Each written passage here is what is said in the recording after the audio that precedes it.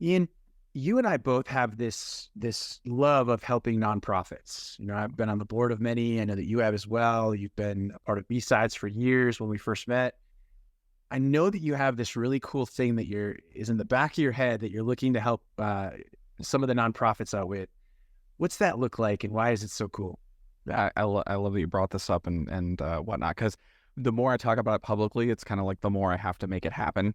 It's no longer in my head. I do tabletop exercises. I really love putting together these tabletop exercises that address not only what's relevant. It's not, a bunch of interns coming in saying, we're going to run a ransomware exercise. And not that there's anything wrong with that, but taking the time to really understand the business you're working with, what's important to them, the kind of technologies they have, what can attackers see through OSINT to open source intelligence, and then crafting a scenario that is wildly relevant to the risk appetite and to what is an actual threat to that organization, and which can be very unique. Then going through and saying, well, we're not just going to focus on the technology. Yes, you bought a Blinky box. Yes, you bought this, it focuses on the entire thing all the way through, like, what does social media communication look like? What does legal look like? What does the help desk communication look like? What is all this, right?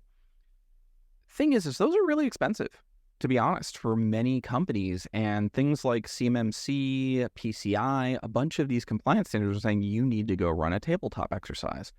And I said, well, these small companies, nonprofits, folks that are doing good public work, they may need those tabletop exercises, but they can't afford them. It's something that would be valuable, but they can't do it.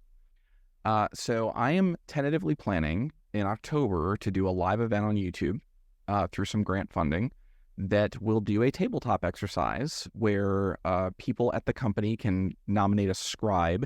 They'll watch, a 30-minute training video that says, while this is running, these are the kind of notes you want to do. These are the things that will happen in the room.